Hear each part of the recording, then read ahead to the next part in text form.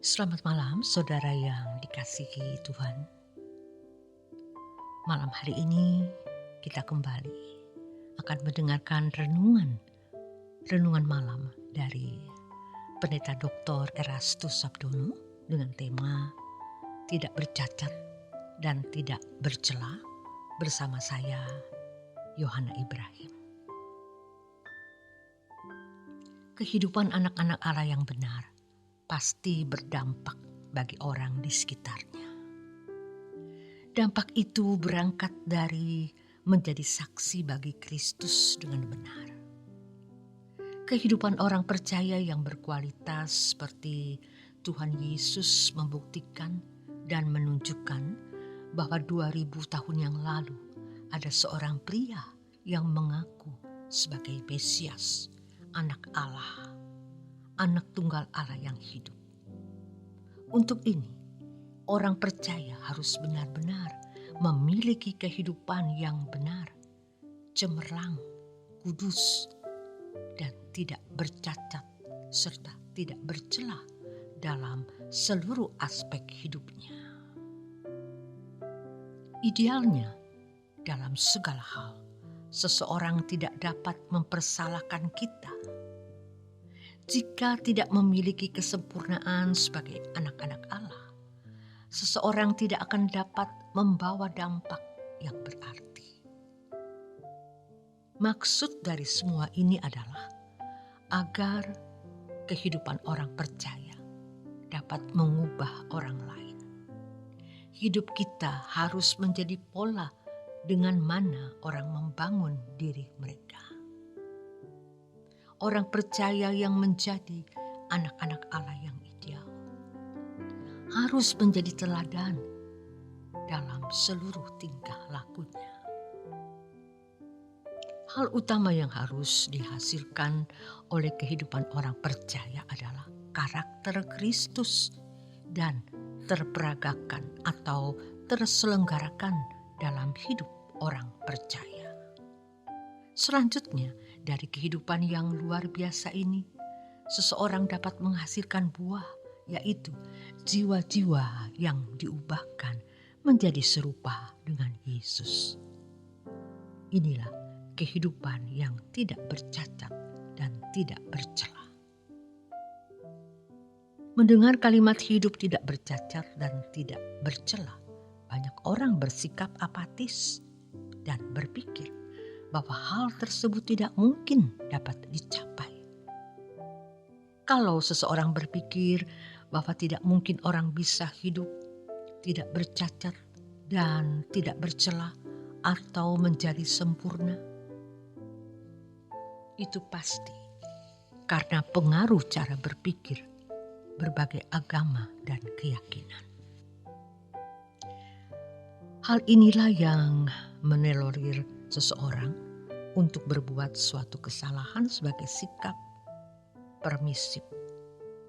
Penyebab seseorang tidak bergairah untuk mencapai hidup yang tidak bercacat dan tidak bercela, juga berpikir bahwa memiliki hidup tidak bercacat dan tidak bercela dirasa tidak menguntungkan.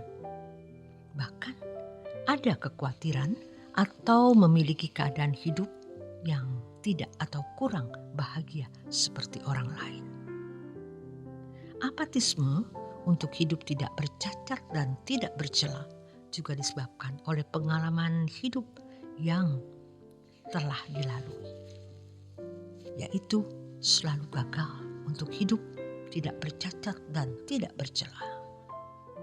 Pengalaman hidup dan catatannya menunjukkan bahwa mencapai hidup tidak bercacat dan tidak bercela adalah kemustahilan. Firman Allah sangat jelas menyatakan bahwa orang percaya harus memiliki kekudusan seperti Allah. 1 Petrus 1 ayat yang ke-16. Perjanjian baru tidak memberi peluang orang percaya boleh hidup dalam dosa. Orang percaya harus sempurna. Ini adalah harga mati yang tidak dapat ditawar. Dalam tulisan Paulus kepada jemaat Korintus, jelas sekali dikatakan bahwa mereka harus hidup tidak bercela dan tidak hidup dalam persekutuan dengan orang berdosa. Jika menuruti hal ini, Allah akan menerima mereka sebagai anak-anaknya. 2 Korintus 6 ayat 14-18. Orang percaya harus menempatkan diri di tempat terang dan berperilaku sempurna seperti Bapa. Untuk ini, orang percaya harus berani menerima perintah Tuhan untuk hidup tidak bercacat dengan optimis. Kalau Allah memerintahkan orang percaya berbuat sesuatu, pasti Allah menolong dan memberi kesanggupan. Orang yang menolak hidup kudus atau hidup tidak bercacat dan tidak bercela berarti menolak menjadi anak-anak Allah. Hidup tidak bercacat dan tidak bercela bukan hanya menyangkut masalah rohani yang selalu dikaitkan dengan moral, melainkan bertalian dengan seluruh aspek hidup ini tanpa batas.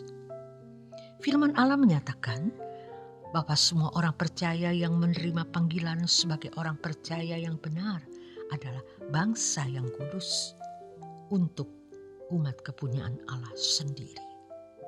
Kehidupan yang tidak bercacat dan tidak bercela harus dikaitkan dengan segenap aspek hidup kita di tengah pergumulan menghadapi dunia dan manusia lain dalam kehidupan konkret.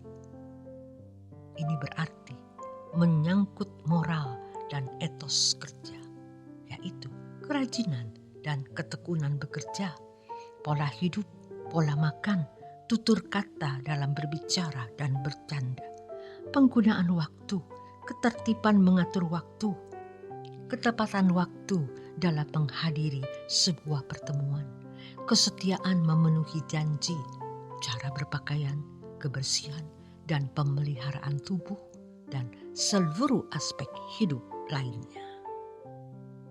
Kehidupan seseorang yang tidak bercacat dan tidak bercela pasti membawa keteduhan bagi semua orang yang dijumpainya. Sejatinya, semua ini menunjuk keagungan seorang anak Allah yang benar-benar bermental surgawi.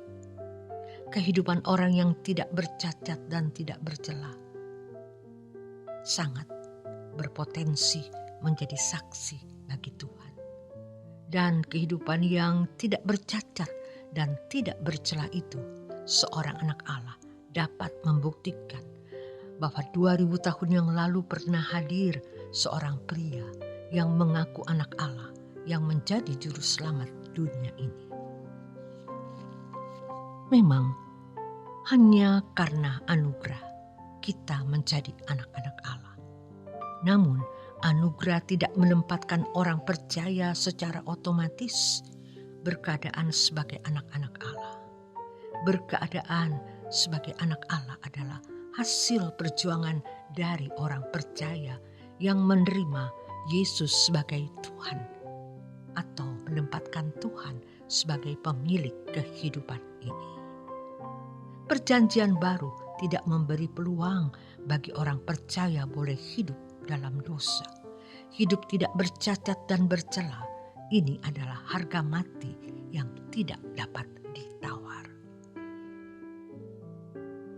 Selamat menikmati malam Anda untuk beristirahat.